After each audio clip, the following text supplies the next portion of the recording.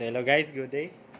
Balik na lang tayo sa ating panibagong vlog. So for today's video, meron tayong HP SmartTank 615 with no power. So ipakita natin kung paano natin i-troubleshoot. Umpisa natin, let's go. So ayan, nakita naman natin, wala siyang power. Kahit pindutin natin, nakasaksak naman siya dito. Ayan, nakita naman yung dyan. Ayan, meron na dito. Kahit pindutin natin, wala talagang ilaw. So gagawin natin is buksan natin. Same procedure pa rin. Yung mga screw, paano tanggalin. Apat, left and right, top and bottom.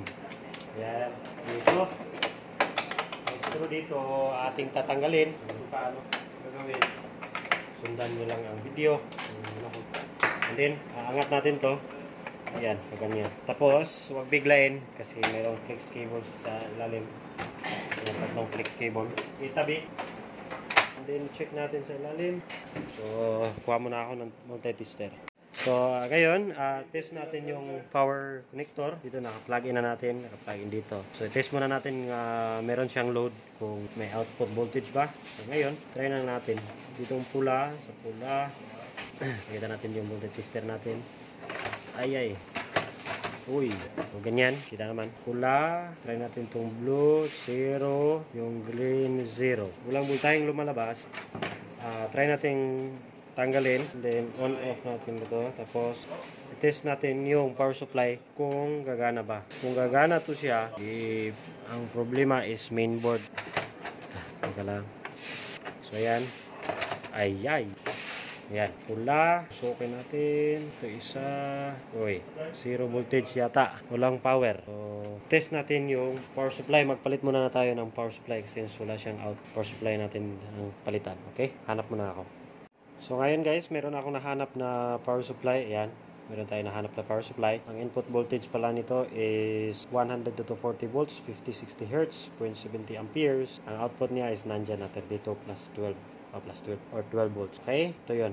So, testing natin dito sa mainboard niya. Ayan, bypass muna natin ang ganyan. And then, lagyan natin ng top cow. Test natin. Ayan, apply. Saksak natin. Yun, umilaw. Problema niya is power supply. Nag-power on na. Ayan, antayin natin. Makikita nyo naman, may power, may screen na siya. Ganun lang kasimple guys. First, check nyo muna yung voltahe, output ng voltahe ng power supply na may load. Sabihin, nakasaksak sa mainboard. Kung walang output, so tanggalin mo muna. Tapos, kung wala pa rin output yung power supply, try nyo yung palitan muna sa power supply. Ayan, so ginagawa ko. Pinalitan ko yung power supply. Ayan, gumalaw. Yun, power on na. Tingnan lang, hindi ma-focus. So, ayan guys, nag-power up na siya.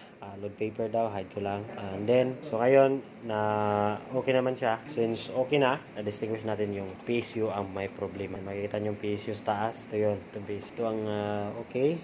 Nasa ilalim yung defective. So ngayon, papakita ko sa inyo kung paano baklasin muna yung power supply. Okay? Shutdown muna natin. So, pagbaklas nga pala sa power supply, kung saan siya nakatira, kung saan ang location ng power supply, dito lang banda sa may ilalim. Dito, may ilalim ng mainboard. Pag tanggal, remove muna itong mga peripherals ng mainboard. Tapos, muna natin.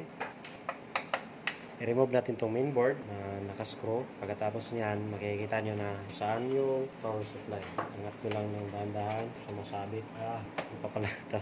Cover. Tanggalin natin.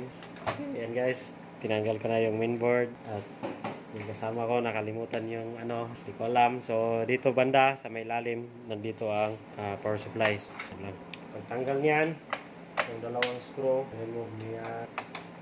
Nasa ilalim ng speaker. Yan, speaker. Ito yung speaker.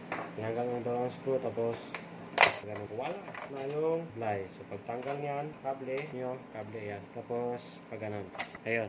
Ito na yung power supply. Pakita ko sa inyo yung specification ng original niya. Yan. 100 to 240 volts, 60 Hz, input, output. Makita nyo naman, 32 and 12 volts or 69 milliamp.